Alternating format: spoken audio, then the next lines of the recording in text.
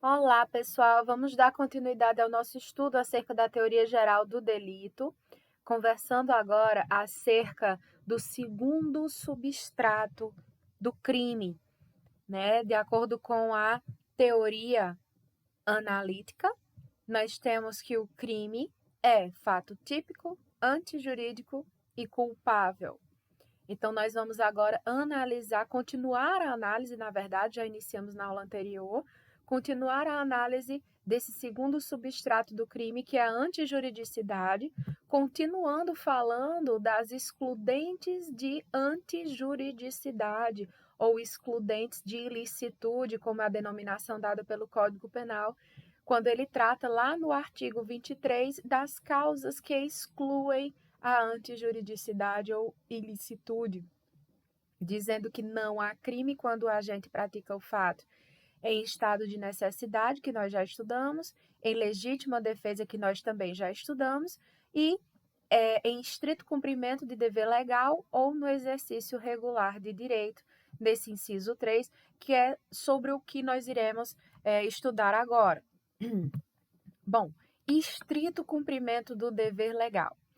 Quando a lei, em determinados casos, impõe ao agente um comportamento. Nessas hipóteses, amparadas pelo artigo 23, inciso 3 do Código Penal, embora típica a conduta, não é ilícita. Então, pessoal, aqui nós temos uma causa que exclui a ilicitude ou exclui a antijuridicidade, né? É uma causa que consiste na prática de um fato típico em razão de o agente cumprir uma obrigação imposta por lei, tá? Então, por exemplo, o cumprimento de mandado de busca domiciliar, né?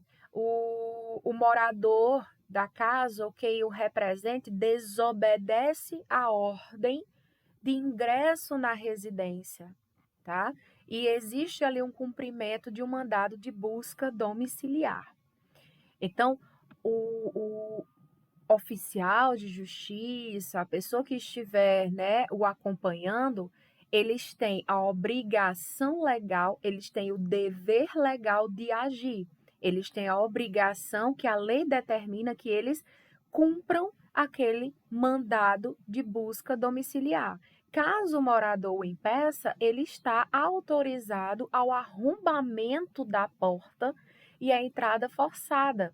Isso está lá no Código de Processo Penal, no artigo 245.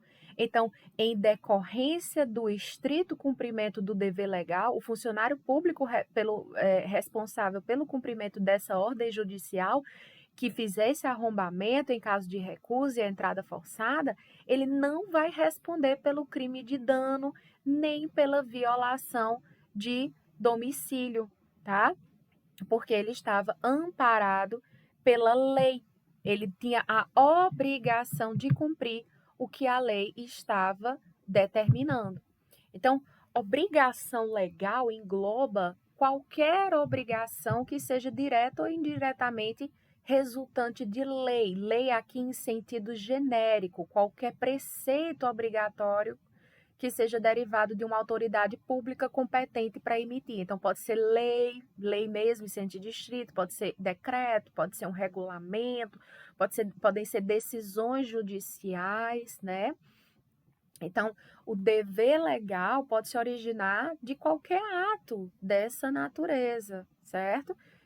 Só não entram aqui como dever legal, obviamente, o dever, por exemplo, um dever religioso, isso não autoriza a aplicação da excludente de ilicitude. Então, por exemplo, um pastor, um padre que diz que vai espantar os maus espíritos que estão em determinada casa e entra na casa sem a permissão de nenhum dos moradores. Ele estará praticando o crime de violação de domicílio, não estará amparado por essa excludente de antijuridicidade, certo? Então, deve estar, portanto, amparado por um dever legal, tá? Nós temos ainda outros exemplos que a doutrina coloca, tá? Por exemplo, o policial que viola o domicílio, né, e entra no domicílio sem a permissão de ninguém, quando ele sabe que lá dentro está sendo praticado um determinado delito naquele momento. Então, ele entra, ele está amparado por lei a entrar, ele tem, na verdade, a obrigação determinada por lei de ingressar naquele local, né, que está sendo cometido um delito naquele momento. Outro exemplo é quando o policial emprega força necessária, indispensável no caso de uma resistência ou de uma tentativa de fuga de um preso, ok? Um soldado que atinge, que mata o inimigo dentro de um campo de batalha, por exemplo, uma guerra, enfim, estaria amparado, né? O oficial de justiça que viola um domicílio para cumprir uma ordem de despejo, né? Também estaria amparado por essa excludente, certo? Que mais? Nós temos ainda a questão do exercício regular de direito, certo? Quem está autorizado, se refere aqui a quem está autorizado a praticar um ato, reputado pela ordem jurídica como exercício de um direito, age licitamente, certo? Nós temos aqui, então, pessoal, mais uma causa que exclui a antijuridicidade, certo? É o exercício regular de um direito. Então, mais uma vez, embora a conduta seja típica, ela não será antijurídica, não será ilícita, certo? Não será ilícita. Professora, me dá um exemplo, tá, dessa excludente do exercício regular de direito. Beleza. Nós temos um exemplo que eu considero muito bacana, bem didático, é quando nós temos a prática de determinada atividade esportiva que resulta em lesão corporal, né? Às vezes, excepcionalmente, até mesmo a morte de quem pratica. Por exemplo, boxe, artes marciais, acontece até mesmo no futebol, né? Qual seria o fato típico decorrente da realização desse esporte que pode vir a acontecer?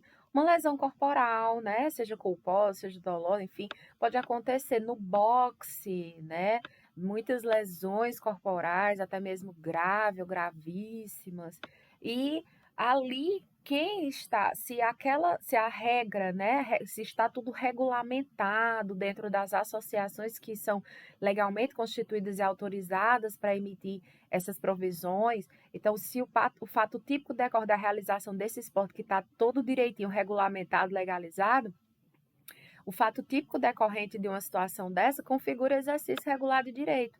Portanto, afasta a ilicitude, porque o esporte é uma atividade e o Estado, inclusive, incentiva a sua prática, né? Agora, se o fato típico cometido pelo agente resulta de uma violação dessas regras esportivas, ultrapassar os limites, esse excesso, seja doloso, seja culposo, vai recair sobre o agente, ele vai ter que responder, né? Será responsável pela prática do crime. Então, por exemplo, o jogador de futebol, depois que sofre uma falta do adversário, passa a agredi-lo, né? Com murros e, enfim, mata no campo de futebol. Ele deve suportar a ação penal por homicídio doloso. Não significa aí que ele está amparado por essa excludente do exercício regular de direito. Outro exemplo é a questão da intervenção médica ou cirúrgica, né? Então, o médico que efetua uma cirurgia plástica, ele está acobertado pelo exercício regular de um direito, né? Então, para caracterizar, tendo, obviamente, o consentimento do paciente, né? Tudo bem. Então, a cirurgia no caso, uma cirurgia plástica que não é para salvar a vida, mas que ele está ali realizando, o médico devidamente habilitado, ele está realizando o exercício profissional dele, né, com consentimento do paciente. Agora, se nós temos uma cirurgia, professora, que é para salvar a vida do paciente que está em iminente risco de vida, aí o médico vai estar acobertado por duas excludentes de antijuridicidade, tanto por o exercício regular do direito, como também pelo estado de necessidade de terceiro, né? Ah, então, assim, são muitos casos, né, na doutrina que nós podemos ver, né, outro exemplo, utilização de cadáver para estudo, para pesquisa científica, né? Existe uma lei que permite a utilização de cadáver não reclamado junto às autoridades públicas para os estudos, para pesquisa científica, né?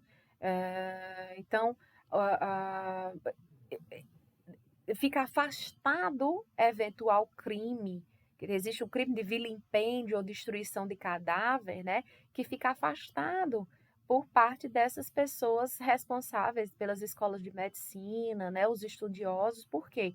Porque ali, ao abrir o cadáver, né, ao dessecar, etc., dissecar, eles estão praticando um fato típico, mas estão acobertados por essa excludente de antijuridicidade, que é o exercício regular de direito, certo? Ah, alguns colocam também aqui a correção dos filhos pelos pais como exercício regular do direito, né? Tu colocar de castigo, colocar alguma coisa, não configuraria aí nenhum crime, tá? Seria um exercício regular do direito. Com excesso, aí poderia ser crime de maus tratos, né? Os excessos poderiam configurar crime de maus tratos. Então, o juiz vai analisar, dentro do caso concreto, se era um exercício regular de direito ou se houve um excesso, e devendo os pais ou responsáveis responderem aí pelo crime de maus tratos, tá certo? Então, são esses os aspectos mais importantes acerca disso. Só gostaria de colocar aqui essa tabela para vocês, onde eu coloquei algumas distinções entre o estrito cumprimento de dever legal e o exercício regular de direito.